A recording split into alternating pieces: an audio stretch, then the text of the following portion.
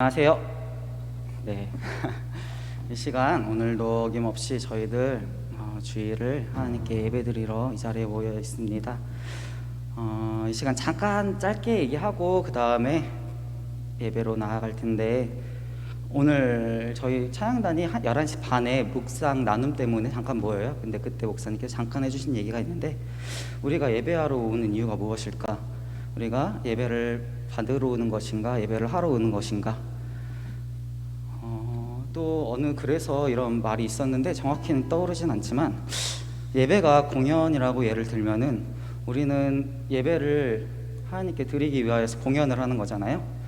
근데 우리가 알게 모르게 그런 오해 속에, 착각 속에 살아가는 것 중에 하나가, 우리가 이 자리에서 하나님께 예배를 드려야 되는데 우리가 청중으로서 있지 않은가?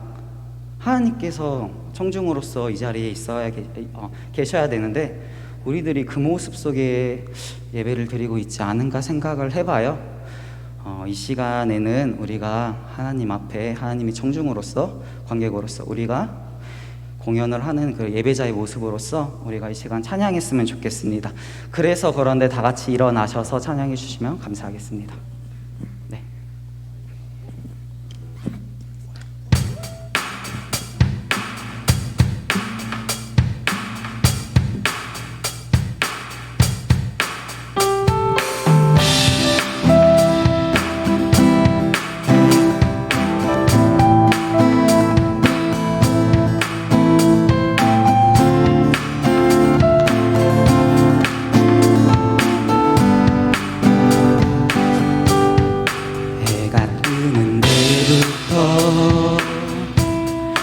해가 지는 데까지 주의 아름다움은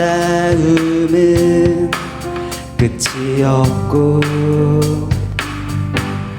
낮은 자의 하나님 이 땅을 두루 살피며 주의 공의와 사랑을 보게 하시리라. 해가 뜨는 데부터 해가 지는 데까지 주의 아름다움은 끝이 없고, 천한 자의 하나님, 천한 자의 하나님 땅을 두루 살피며 주의 선함과 인자를 보게 하시리라.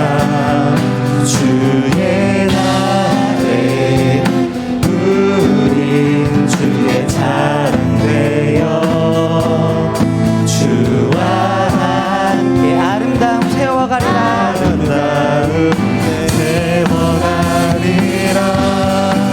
주의 사랑은 끝이 없고 주의 자비는 영원하며 시작에서 끝까지 한결같네.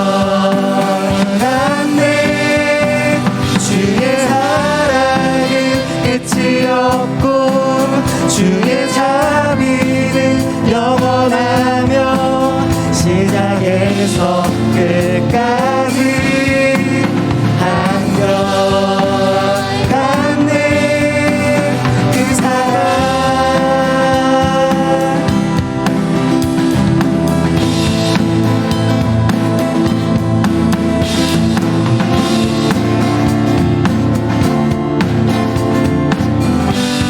처음부터 해가 뜨는 데부터, 해가 뜨는 데부터 해가 지는 데까지 주의 아름다움은 끝이 없고, 낮은 자의 하나님 이 땅을 두루 살피며 주의 공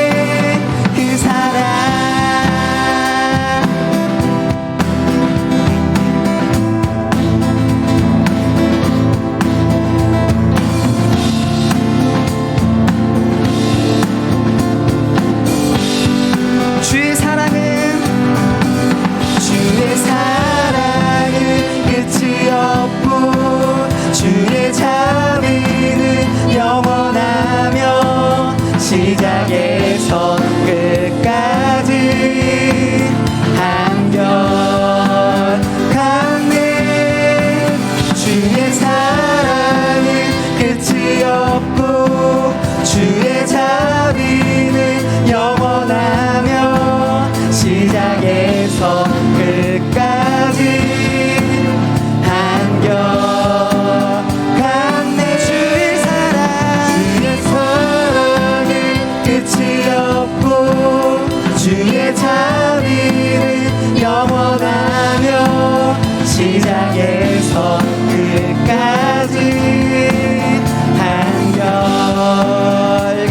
마지막 주의 사랑은 끝이 없고 주의 자비는 영원하며 시작에서 끝까지 한결같네. 그 사랑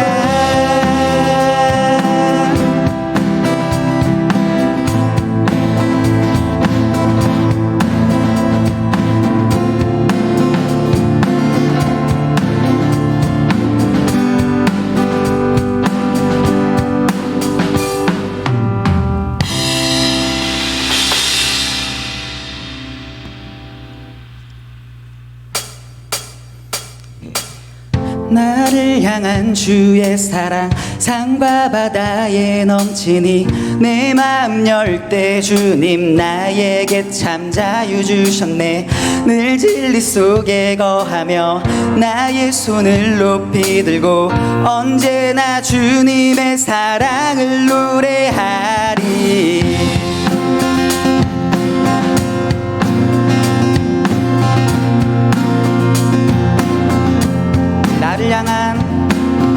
나를 향한 주의 사랑 산과 바다에 넘치니 내 마음 열 때 주님 나에게 참 자유 주셨네. 그 진리 속에 거하며 나의 손을 높이 들고 언제나 주님의 사랑을 노래하리. 주의 사랑 노래하리라.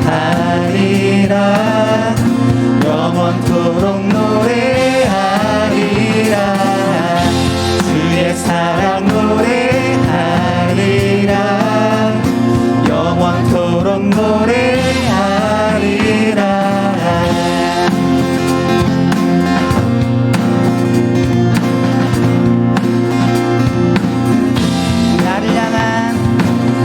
나를 향한 주의 사랑 산과 바다에 넘치니 내 마음 열 때 주님 나에게 참 자유 주셨네.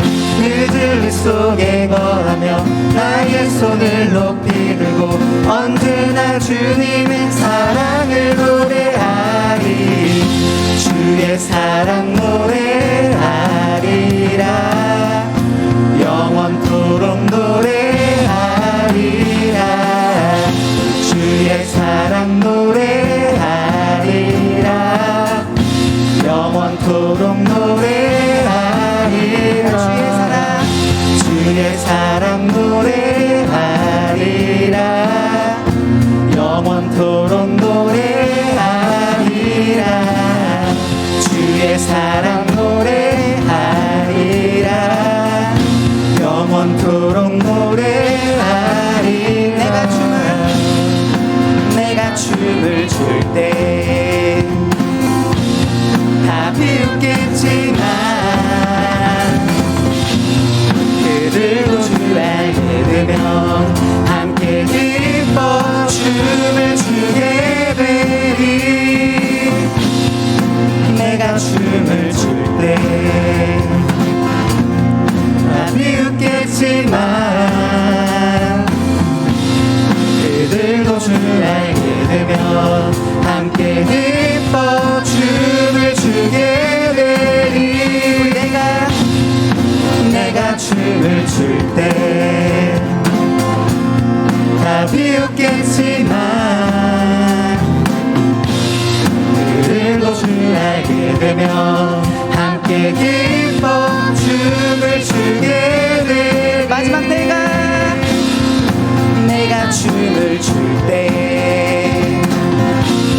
다 비웃게 모르겠지만 그래도 주에게 되면 함께 기뻐 춤을 추게 되리. 주의 사랑 노래하리라 영원토록 노래하리라 주의 사랑 노래하리라 영원토록 노래하리. 주의 사랑 노래하리라 영원토록 노래하리라 주의 사랑 노래하리라 영원토록 노래하리라.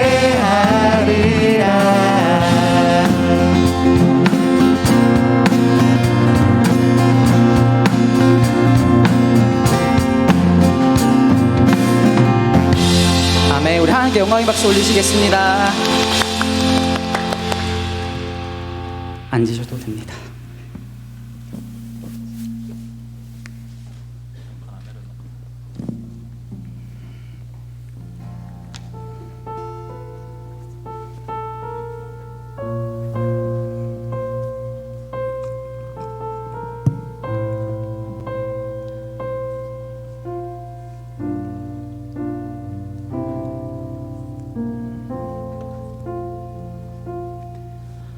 주의 보좌로 나갈 때 어떻게 나가야 할까? 나를 구원한 주의 십자가 그것을 믿으며 가네. 자격 없는 내 힘이 아닌 오직 예수님의 보혈로 자격 없는 내 힘이 아닌 오직 예수님의 보혈로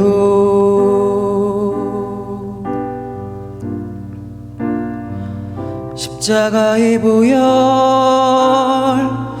완전하신 사랑 힘입어 나갑니다.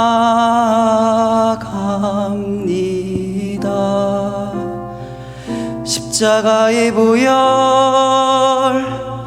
완전하신 사랑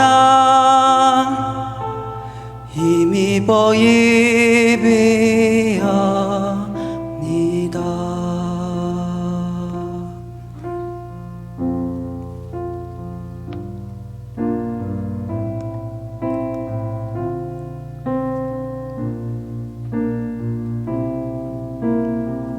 주의 보좌로 주의 보좌로 나갈 때에 어떻게 나가야 할까? 나를 구원한 주의 십자가 그것을 믿으며 가네. 다시 한번 주의 보좌로 주의 보좌로 나갈 때에 나 여전히 부족하나. 아멘. 나를 품으신 주의 그 사랑 그것을 믿으며 가네. 자격 없는 내 힘이 아닌 오직 예수님의 보혈로 자격 없는 내 힘이 아닌 오직 예수님의 보혈로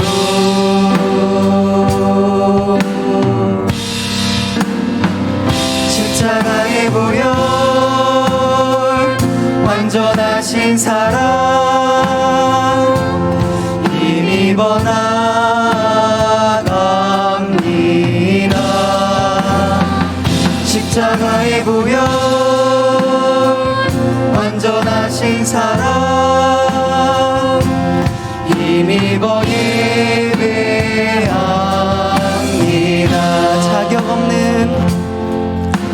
자격 없는 내 힘이 아닌 오직 예수님의 보혈로 자격 없는 내 힘이 아닌 오직 예수님의 보혈로 자격 없는 내 힘이 아닌 오직 예수님의 보혈로 자격 없는 내 힘이 아닌 오직 예수님의 보혈로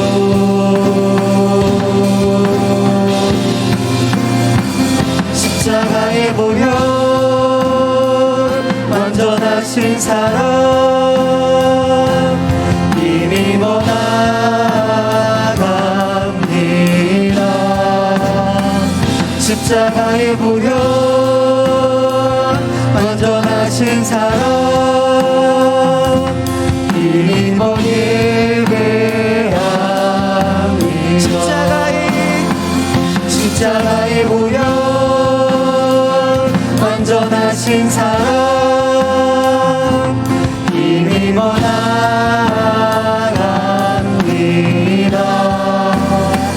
십자가의 보혈 완전하신 사랑 힘입어 예배합니다.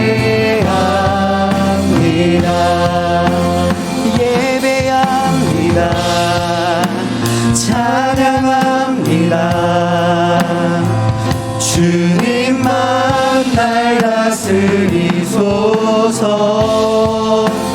예배합니다. 찬양합니다. 주님 홀로 높임 받으소서. 예배합니다. 찬양합니다. 주님만 날 다스리소서. 예배합니다. 찬양합니다. 주님 홀로 높임 받으소서. 예배합니다. 찬양합니다. 주님만 날 다스리소서. 예배합니다. 찬양합니다. 주님 홀로 높임 받으소서.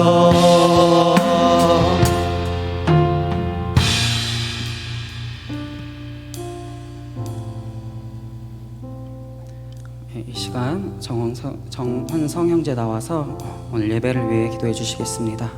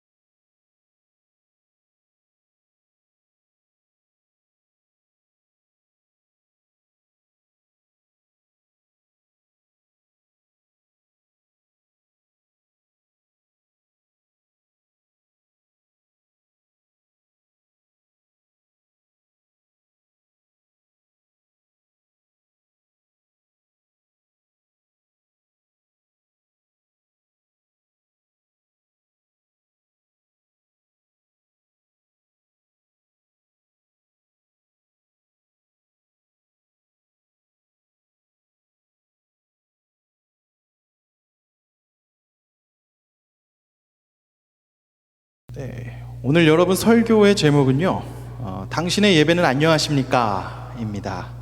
물론 주보의 칸이 좁아서 뒷부분은 생략됐는데요. 여러분에게 한번 물어보겠습니다. 여러분들의 예배는 어떠십니까? 안녕하고 계십니까? 네, 다시 좀 화제를 돌려서요. 혹시 여러분 짝사랑 해보셨나요? 네, 그녀의 샴푸 향기가 마음에 막 설레어서 쿵닥쿵닥했던 적들이 있었는지요?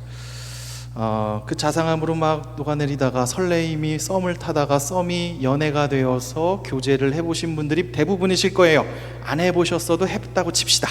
네. 자, 그러면 어때요? 막 너무 기쁘지요. 마치 인생의 반려자를 얻은 것 같고 행복을 다 합니다. 근데 그 교제가 한 3개월, 1년, 2년, 3년이 가면 어떻습니까? 어느새 일상이 되어서 더 이상 만나도 설레임도 없고 이 친구랑 계속 교제를 해야 하나 말아야 하나 하는 생각이 들지도 몰라요. 소위 말하는 권태기라고도 하는 시기가 오죠. 사람과의 관계뿐만 아니라 물건도 그렇습니다. 처음 핸드폰을 살 때 얼마나 애지중지 다룹니까? 제가 늘 갖고 다니는 이게 있어요. 이거 서피스인데요. 이게 2016년도에 제가 이거 살려고 6개월간 고민을 했어요. 막 짭을 살까 중국산을 살까 막 고민을 하다가 이게 제 순항훈련 때 괌의 미군 기지에서 산 거거든요. 그때 막 진짜 금이야 오기야 모시고 막 진짜 했는데 지금은 던져요. 이거 뷰어 이상은 아무 기능이 없어요. 거의 네 정말로 아무것도 안 돌아가요. 아주 훌륭한 친구인데요. 애지중지했던 것이 이제는 그냥 막 다루는 존재가 됐죠. 근데 문제는 이런 현상이 우리 예배에서도 일어난다는 거죠. 아마 여기 계신 많은 분들 중에 한때 예수님을 뜨겁게 예배드린 경험이 있으실지도 몰라요. 또 그러나 또 이제는 반대로 어쩌면 또 책임감으로 뭐 맡았으니까 예배를 드리러 나올지도 몰라요. 특히 어린 시절부터 교회 다녔던 형제 자매들이라면 습관처럼 예배 드리는 것 말고는 도대체 이걸 왜 해야 하나라는 질문을 할지도 모릅니다. 그러다 보면 나오는 현상은 예배 때 기쁨보다는 의무감이 있어요. 그래서 예배 드리면 언제 끝나나 하고 시간을 봐요. 저도 아직도 기억나는 시간들이 있어요. 어렸을 때 부모님, 어머니가 구역 예배를 인도할 때 같이 잘못 쫓아갔다가 찬송가를 5절짜리를 부르시는데 죽어버리는 줄 알았어요. 이 5절이 이렇게 길구나. 제가 그 다음부터 찬송가는 2절까지 있는 걸 되게 사랑합니다. 네, 딴 얘기였는데요. 기쁨보다 의무감, 마치 있어야 하니까 하는 데는 집에 갈 시간만 보게 되는 거죠. 그러다 보면 회의감이 들어요. 다른 교회를 옮겨야 되겠구나 하는 생각이 들지도 몰라요. 왜 여기는 저 사람들의 문제구나, 이 교회 예배의 문제구나 하면서 다른 곳의 원인을 찾기도 합니다. 그리고 다른 곳에 가거나 다른 예배를 드리면 회복될 것처럼 생각하기도 하죠. 성경에서는 예배를 어떻게 이야기하고 있을까요? 예배에 대한 가장 모범적인 대답, 예수님이 친히 얘기하신 가장 모범적인 대답이 오늘의 본문이에요. 사마리아 여인이 예배에 대해서 질문했고요, 예수님이 예배에 대해서 답을 하셨어요. 그런데 이 질문의 맥락이 되게 이상해요. 사실 이 요한복음 4장에 예수님과 사마리아 여인이 만난 건 2주 전에 설교를 했지만 예수님이 그 선 밖에 있는 그 여인에게 와서 물 주는 이야기예요. 그래서 생명수 되는 예수님에 대한 이야기를 했어요. 그러니까 이 여자가 어쨌든 예수님이 깜짝깜짝 놀라죠. 그러다 보니까 야 놀랍다. 예수님이 그녀에게 물어요. 가서 남편을 데려와라. 이런 맥락으로 가요. 근데 그 여자가 지금 남편이 없어요 라고 말하니까 예수님이 팩트 폭격을 해요. 그래 맞아, 네 남편 없지. 지금 있는 남편도 네 남편 아니야. 와, 엄마 얼굴 화끈해질 상황이에요. 엄청 민망한 이야기를 해요. 그랬더니 여인이 고개를 돌려요. 요한복음 4장 17, 18절에 예수님이 이런 말을 했죠. 예수께 여자에게 말했다. 남편이 없다는 네 말이 옳다라고 말을 해요. 지금 이 되게 민망한 상황을 이야기했어요. 그러자 이 민망한 공격을 받은 여인이 그러자 질문한 게 19절, 20절의 말씀이에요. 한번 이렇게 말합니다. 한번 같이 읽어볼게요. 여자가 말하였다. 선생님, 내가 보니 선생님은 예언자이십니다. 우리 조상은 이 산에서 예배를 드렸는데 선생님네 사람들은 예배드려야 할 곳이 예루살렘에 있다고 합니다. 엄청 뜬금포의 질문이에요. 지금 엄청 민망한 상황이거든요. 네 삶에 지금 네 남편이 가짜구나. 야, 너 삶 그래. 뭐 이런 상황을 들었는데 뜬금포로 이 여인은 예배가 어떠냐라고 물어본 거예요. 삶의 고단한 문제들과는 전혀 상관없어 보이는 질문이 예배의 질문으로 그녀는 했던 것이에요. 근데 우리의 이야기를 조금 갖고 와보면 사실 예배의 질문이 이 결과 비슷해요. 지금 여러분에게 가장 중요한 일이 뭡니까? 지금 우리 광민 형제에게 중요한 건 뭐예요? 시험이겠죠. 그렇죠. 경찰 해야죠. 화이팅. 네, 할 겁니다. 이런 게 중요해요. 예배 우리 속으로 얘기 그냥 배부른 사람들이랑 하는 얘기지. 그냥 뭐 목사님이 하는 질문이지. 우리 상이랑 뭐가 중요해? 지금 내 여자친구가 지금 마음이 상했는데 그게 중요하지. 그게 중요하지 뭐가 중요하냐는 거예요. 사마리아 여인에게 있어서도 중요한 문제는 지금 남편의 존재가 부재했다는 것, 그리고 지금 남편이 아니라서 생계가 위태위태하다는 것과 물들어 나오는 이 수고스러움, 사람들 시선을 피해서 이 대낮에 물들어 나오는 이 수고스러움이 어떻게든 좀 해결되었으면 좋겠다 하는 게 그녀에게 가장 큰 문제였고 진짜 고민이에요. 마찬가지로 우리에게도 진짜 고민들이 있어요. 취업의 문제가 있을 것이고요, 결혼의 문제도 있을 것이고요, 또 회사에서 진급의 문제도 있을 것이고, 인간관계, 부모님과의 관계, 형제관계, 친구관계 등등등 실제 문제들이 있어요. 하다못해 게임 레벨업 해야 되는 그 문제가 더 중요할 수도 있어요. 이거 실제로 막 그래요.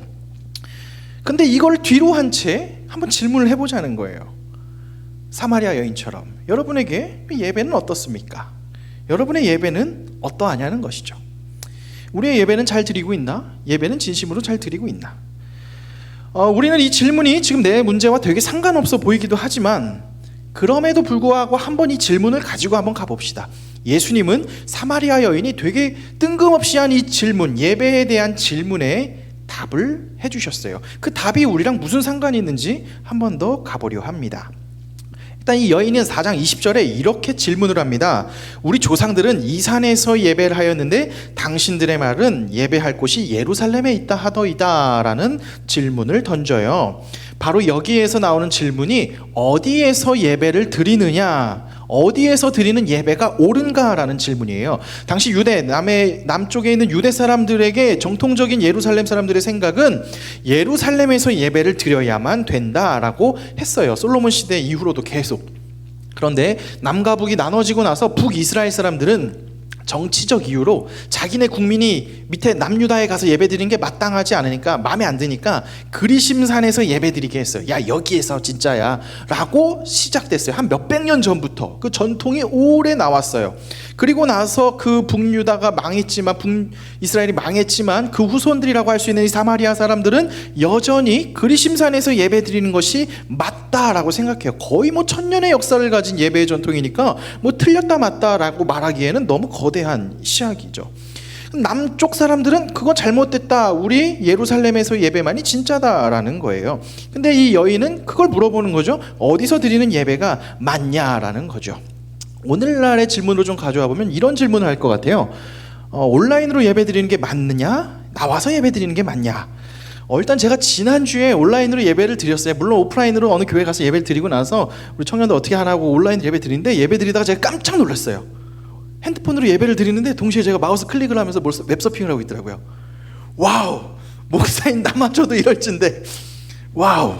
일단 온라인으로 예배 드리시는 분들 대단하십니다. 그 믿음 정말 크신 것 같아요. 어쨌든 온라인으로 예배 드리는 게 맞냐, 오프라인으로 예배 드리는 게 맞냐, 코로나 시국이 터질 때는 막 갑론을박도 많았어요. 근데 이제 한 1년 반 정도 지나니까 뭐 말하지도 않아요.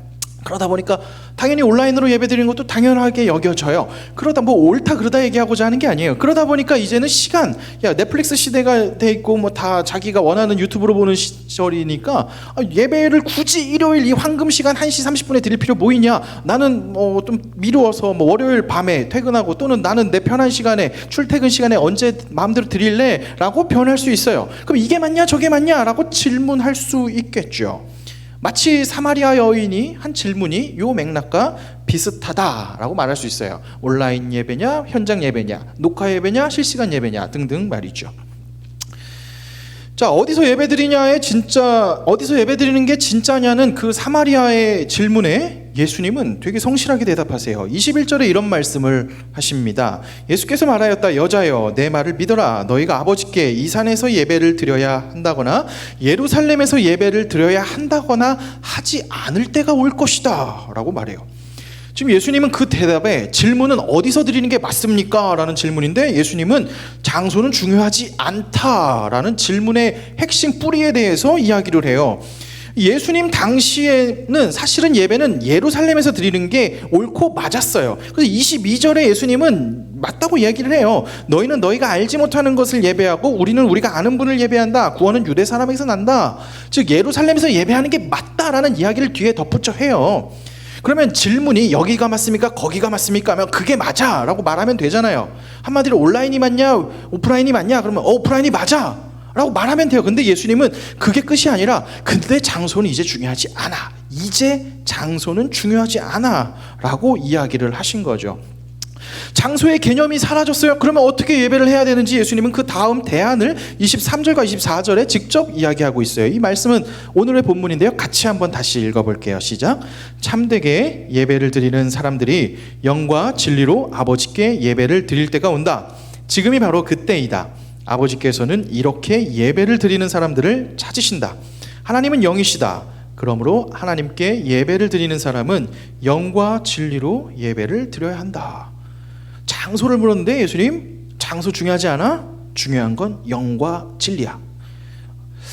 한마디로 이 장소 영과 진리라는 이야기는 뭐냐면요, 장소에 사마리아 여인은 장소에 대해서 물어봤죠. 이 장소는 나와 떨어져 있는 어떤 외적인 공간이에요. 한마디로 이런 질문이라고 할 수 있어요.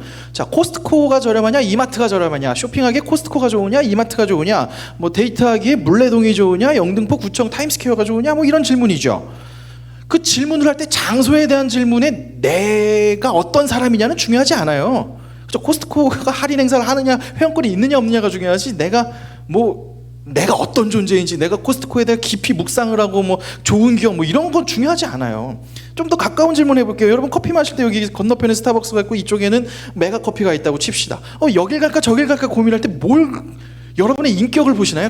나의 인격은 스타벅스급이지. 그래. 그 뭐야?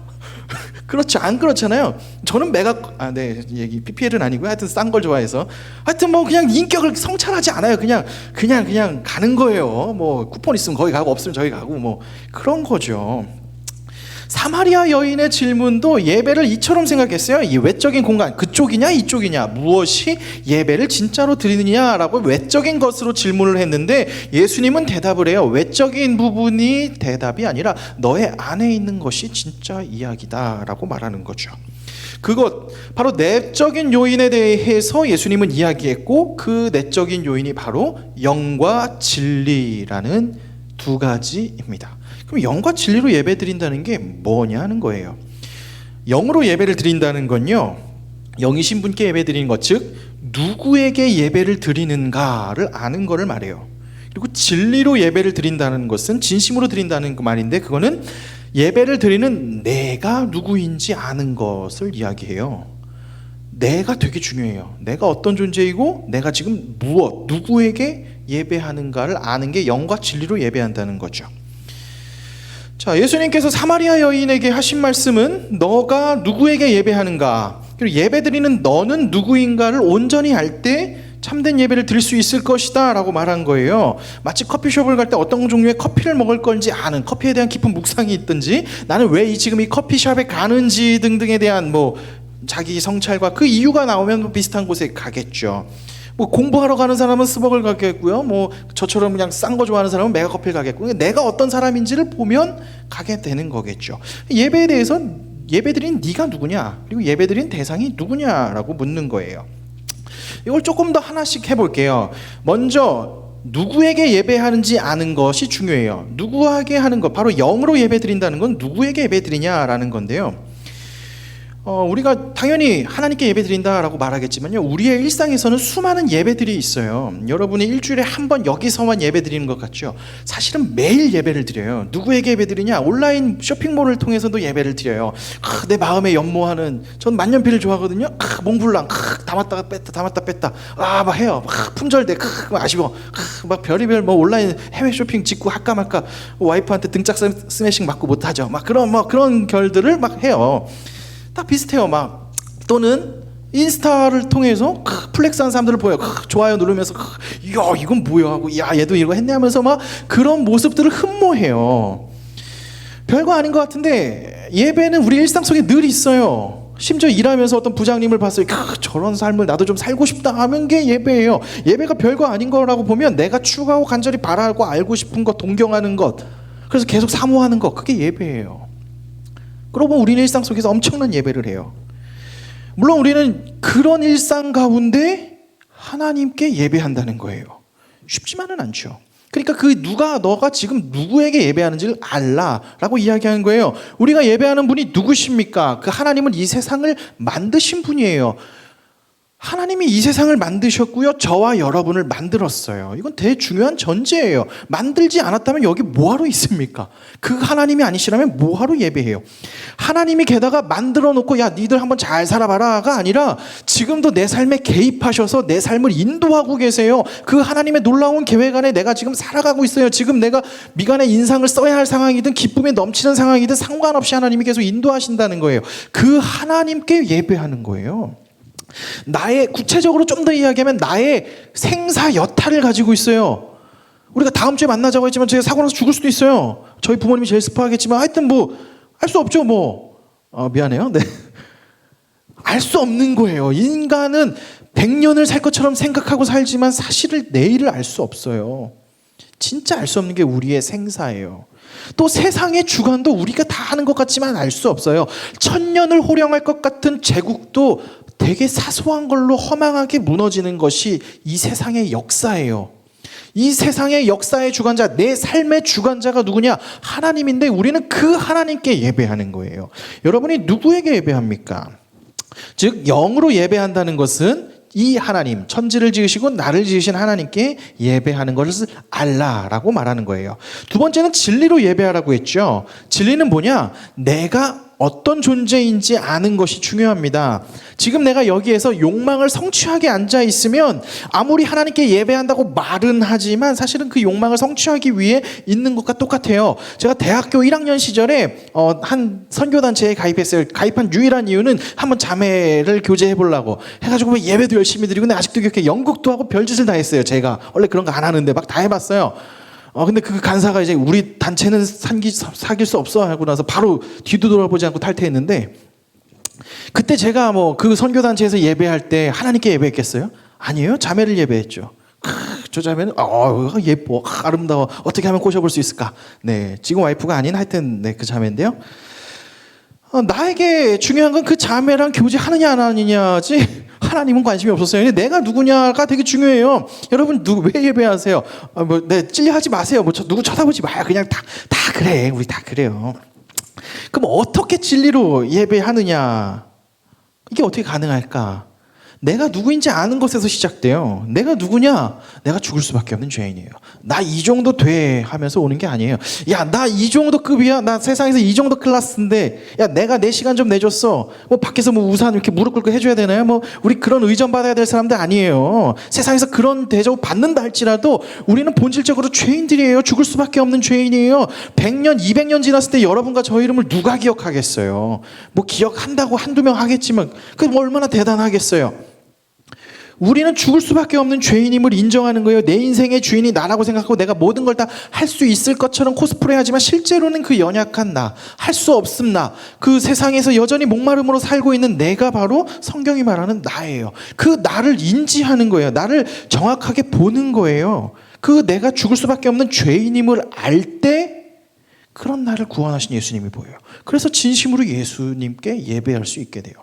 혹시 여러분 중에 회심의 경험을 해서 그 예배의 감격을 느끼신 분들이 계실 거예요. 그때 보통 언제 예배의 기쁨이 넘쳐지나요? 여러분의 마음을 만져질 때 기쁨이 오지 않나요? 세상에서는 가치 없고 내가 인생이 힘들고 안 되는데 주님이 너는 내 딸이야 내 아들이야 할 때 그래 울고 질질 짜고 하면서 하나님 예배합니다 하잖아요. 왜? 내 마음이 만져지니까. 왜? 그게 뭐냐? 나라는 존재는 사실상 별것 아닌데 예수님이 조건 없이 너를 구원하셨다라는 사실을 알 때 내가 하나님께 예배할 수 있는 것 아니겠습니까? 영으로 예배한다는 것은요, 나를 살리신 주님을 똑바로 안다는 거예요. 사실 이 얘기, 영과 진리로 예배한다라는 건 내가 누구에게 예배한다, 하나님께 예배한다는 것이고요. 드리는 내가 누구냐, 예수로 말미암아 그 성소에 담대히 나갈 수 있게 된 내가 하나님께, 죽을 수밖에 없는 죄인인 내가 예배한다는 감격이 있을 때 이 예배가 영과 진리, 예수님이 말씀하신 예배가 되는 거예요. 그렇다면 사마리아 여인은 예수님이 이렇게 막 얘기를 했어요. 그럼 영과 진리로 예배를 했을까? 그녀의 대답은 4장 25절에 이렇게 나와요. 여자가 예수께 말하였다. 나는 그리스도라 하는 메시아가 오실 것을 압니다. 그가 오시면 우리에게 모든 것을 알려주실 것입니다. 지금 예수님이 영과 진리로 예배 드려라 했는데 그녀의 대답은 메시아가 오면 할 거예요. 그 말은 뭐예요? 나 못해요예요. 나 아는데 나 못해. 말 같지도 않은 소리 하고 있네. 못해 이거예요. 자기가 질문을 했지만 사실 나는 그런 거에 관심 없어요 라는 거에 반문일 수도 있어요. 우리는 영과 진리로 예배한다고 하니까 막 고개를 끄덕이고 그래 결단해보고 그래 해야 되지 하는데 잘 안 돼요. 네, 죄송한데 저는 큰 기대도 없고요. 여러분 여기서 여자친구를 사모하며 여자친구를 예배하는 사람들도 전 그분들 너무 좋아해요. 왜? 저도 늘 그렇기 때문에 여기서 하나님께 내가 진짜 신령과 진정으로 내가 이 악물고내 해보지 못해요. 결단. 여러분 수련회 때 단기 선교 때 경험해봤잖아요. 내가 마치 주님의 길을 가겠습니다고 했지만 3개월 가면 약발 다 떨어지잖아요. 그죠? 어때요? 제주도에서 왔을 때 그죠? 내 교회 꼭 갈게요 했는데 이게 말처럼 쉽지가 않아요. 우리의 약발은 금방 떨어져요. 시연 형제 이번 주부터 이제 신학교 간대요. 지금이야 막 뜨겁고 이러지. 기도해 주세요. 긍휼한 친구예요. 그렇죠. 우리의 결단과 노력으로 불가합니다. 근데 그녀가 이런 대답을 했을 때 예수님이 다시 대답을 하세요. 26절에 이런 말씀을 합니다. 예수께서 말씀하셨다. 너에게 말하고 있는 내가 그다. 메시아가 오면 가능하다. 근데 예수님이 말해요. 그 메시아가 바로 나다. 라는 이야기예요. 성경은 그 뒤에 덧붙여 얘기하지도 않아요. 그 이야기에 그 여인은 꼬꾸라집니다. 이분이 메시아라는 사실을 알고 그녀의 삶은 달라집니다. 어쩌면 그녀에게 예배에 대한 질문은 중요하지 않은 질문이에요. 근데 그 예수님이 메시아라는 것을 알자 그녀는 마을 밖에 나갑니다. 마을에서 숨어 지내던 여인이 자신의 문제가 보이지 않고 그 메시아를 만났다는 기쁨 때문에 사람들에게 가서 얘기하고 그 사람들이 예수님을 보게 됩니다. 내가 만난 그분이 메시아다, 그리스도다 라고 이야기하죠. 여기에 예배의 답이 있고 우리에게 주는 예배의 메시지가 있어요. 우리는 수많은 문제 속에 살고 있어요. 그래서 예배에 대한 고민하면 야 목사님이나 하는 고민이지 이런 소리 할 수 있어요. 그 여인도 마찬가지였을 거예요. 자신의 삶도 주체할 수 없는 수많은 문제투성이었어요. 어쩌면 예배를 여기서 하냐 저기서 하냐는 그녀에게 사치스러운 고민이에요. 근데 그 질문에 예수님은 영과 진리로 얘기하래요. 그러면서 그 예배하게 하는 자가 바로 나다. 즉 예수님이 그 영과 진리로 예배할 수 있게 하는 분이다 라는 것을 그녀가 알게 되자, 예수 그리스도가 메시아라는 것을 그녀가 알게 되자 그녀는 삶이 변했어요. 더 이상 자신의 문제가 보이지 않게 됐어요. 예배에 대한 이렇고 저렇쿵이 아니라 문제가 보이지 않고 예수 그리스도가 주시는 기쁨으로 나아갈 수 있게 되었어요. 우리가 하나님께 예배할 때 우리를 보면 우리의 거룩하지 못한 모습, 우리의 죄악된 모습 때문에 온전히 예배할 수 없음을 인정해야 합니다. 그리고 우리가 결단해봐야 사실 오래 안 가는 걸 우리도 알아요. 그런데 놀라운 거는 그런 부족한 우리의 예배를 하나님 기쁘게 받으신다는 거예요. 진짜 놀라운 건 여기에 여자친구 때문에 와 있는 그 형제들의 예배를 하나님이 받으신다는 거예요. 신기해요. 기가 막혀요. 왜? 우리가 대단해서가 아니에요. 여기서 막 거룩하죠 이러고 막 울고 막 해도 제 선배 중에도 막 대학 다닐 때 막 울고 막 이렇게 기도했는데 지금 완전 안티크리스찬 된 사람도 있어요. 알 수 없어요. 근데 저 같은 사람이 목사한다니까 완전 적그리스도였는데 세상 신기하죠? 하나님이 쓰세요. 하나님이 예수를 만나면 하나님이 알아서 쓰세요. 예수 그리스도를 이 사마리아 여인이 만나자 신령과 진정으로 예배를 할 수 있었던 거예요. 왜? 이 모습 그대로, 지금 우리 모습 그대로 하나님은 우리의 중보자 되셔서 예수 그리스도가 우리로 하여금 신령한 예배를 드릴 수 있게 하신다는 겁니다. 영과 진리로 예배하는 분이 누구인지, 그리고 예배하는 내가 누구인지 알고 드리는 예배, 결국 중보자 되시는 예수님이 누구인지 알고 내 삶에 예수님이 어떤 영향력을 줬는지 알 때 우리는 예배를 할 수 있죠. 자, 다시 처음의 질문입니다. 자, 여러분의 예배는 안녕하십니까? 삶의 수많은 문제들 가운데 여러분의 예배는 진짜 안녕하시냔 말이죠. 온라인이 맞는지 대면이 맞는지 고민하는 여러분도 혹시 안녕하신지요? 우리의 예배는 예수님을 알아갈 때 참될 수 있습니다.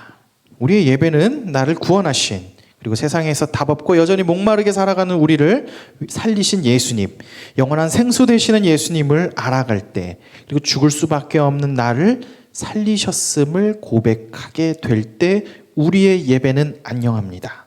그럼 누가 시키지 않아도 여러분의 예배는 안녕합니다. 진짜로 안녕합니다. 그렇게 회복된 예배는 결국 우리의 삶을 변화시켜요. 삶 속에 문제에 허덕이던 우리가 그 문제를 넘어서 주님과 함께 예배하며 기뻐합니다. 여러분들 가끔 가다 보면 그런 사람들 봐요. 제가 예전에 예수님을 믿게 된 결정적 계기 중에 제일 신기한 이야기들은 교회 다니는 어떤 사람들이에요. 삶은 쩔어요. 야, 제가 감사할 게 하나도 없어. 근데 막 기쁘대. 둘 중에 하나야, 정신병이거나 뭐가 있거나. 보니까 뭐가 있더라고요. 예수님을 알게 되면요, 문제에서 함몰되는 게 아니라 그 문제를 넘어 주님을 찬양하고 주님이 주시는 기쁨의 생수를 먹게 됩니다. 그게 오늘 성경에 나온 사마리아 여인이고 그게 우리가 되길 바랍니다. 말씀을 정리하고 맺을게요. 우리 모두 안녕한 예배를 드리길 소망합니다. 영과 진리로 예배하길 바랍니다. 근데 뭐 여러분의 결단한다고 해서 되는 게 아니에요. 죽을 수밖에 없는 나를, 그리고 우리를 구원하신 예수 그리스도를 믿을 때 가능합니다. 그러니 여러분, 이 자리에 계신 여러분 중에 예수님을 믿지 못했다고 한다면, 아직 내 인생의 주인이 나고 아직 예수 그리스도를 영접하지 못하고 주님 앞에 내가 꿇어 엎드리지 못한 사람들이 있다면 그 앞에 항복하십시오. 예수님을 믿으십시오. 어떻게 해야지 내가 예수님을 믿겠습니까? 궁금하신 분들이 있다면 저에게 연락을 주세요. 또 가장님들에게 연락을 주세요. 여러분, 예수 믿을 때, 예수 그리스도를 구주로 고백할 때 영과 진리의 예배가 가능하며 예수님이 주시는 참된 생수의 영으로 기쁨의 예배를 할 수 있을 겁니다. 이런 예배자 되는 저와 여러분 되시길 주님의 이름으로 축원합니다. 우리 시간 다 같이 찬양하겠습니다. 예배합니다. 찬양할게요.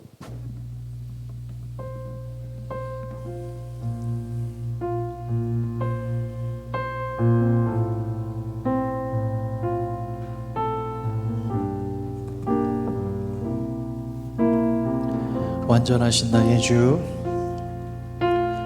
완전하신 나의 주, 의의 길로 날 인도하소서.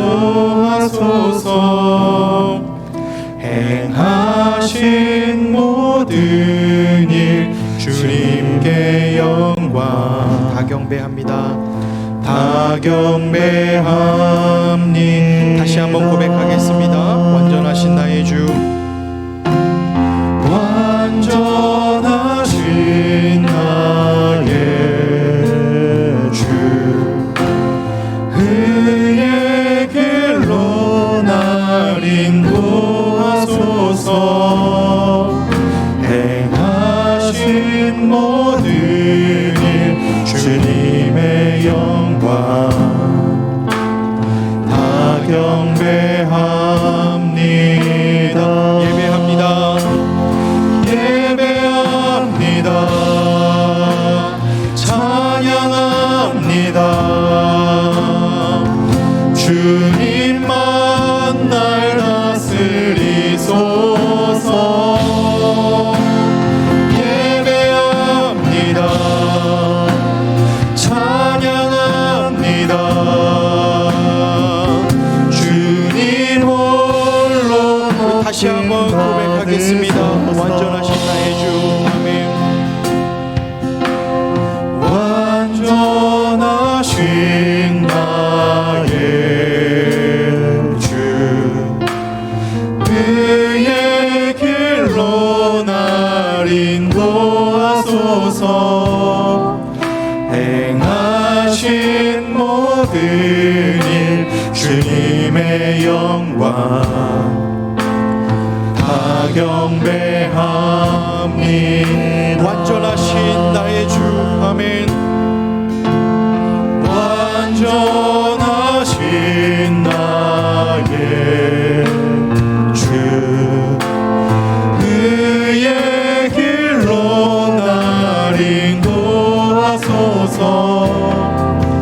행하신 모든 일 주님의 영광 다 경배합니다. 예배합니다. 예배합니다. 찬양합니다. 주님만 날 다스리소서. 예배합니다. 찬양합니다. 주님 홀로 높이 받으소서.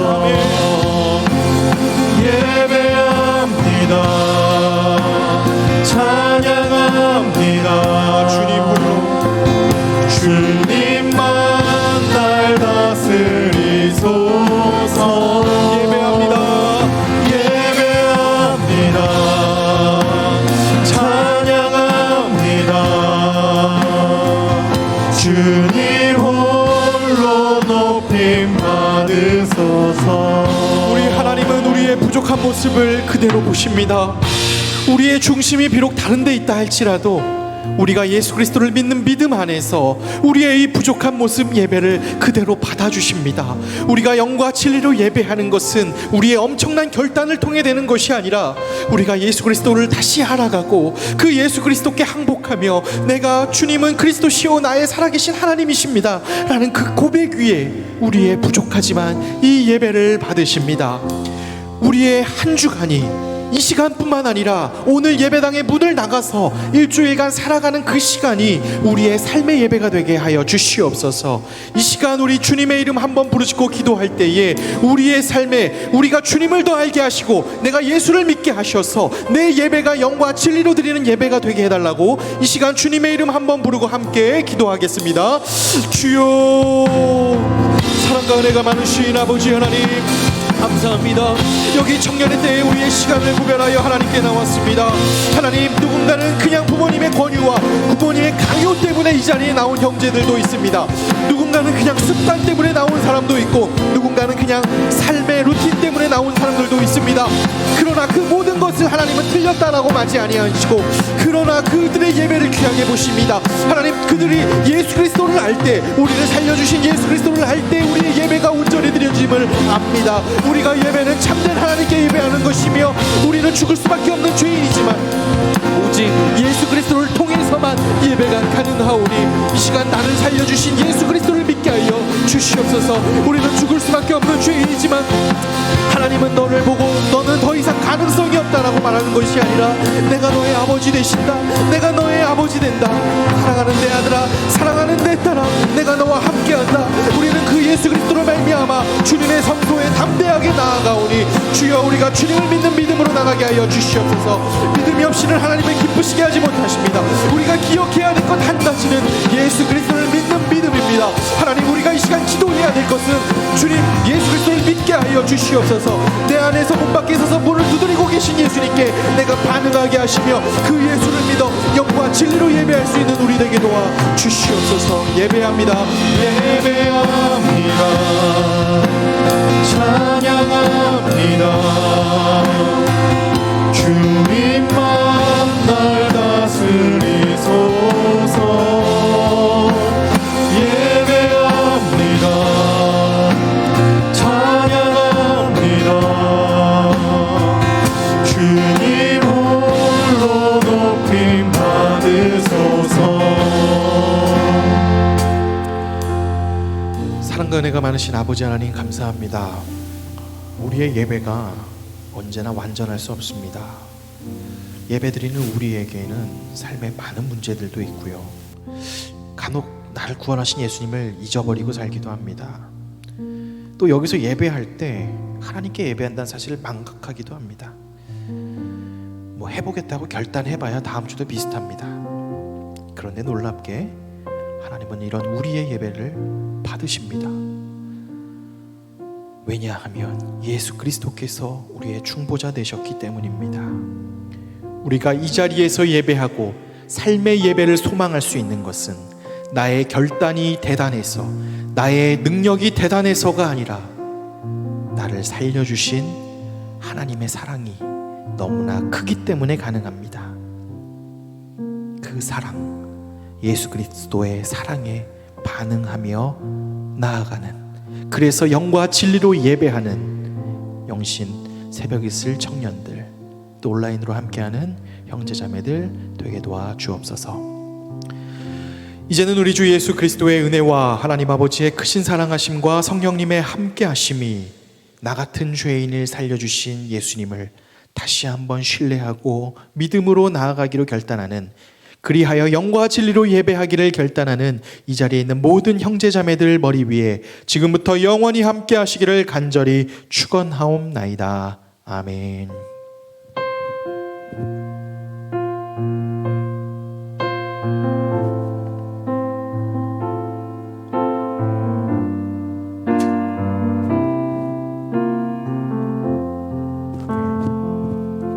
네, 하나님께 영광의 박수 올려드리며 예배 하나님께 올리도록 하겠습니다. 감사합니다.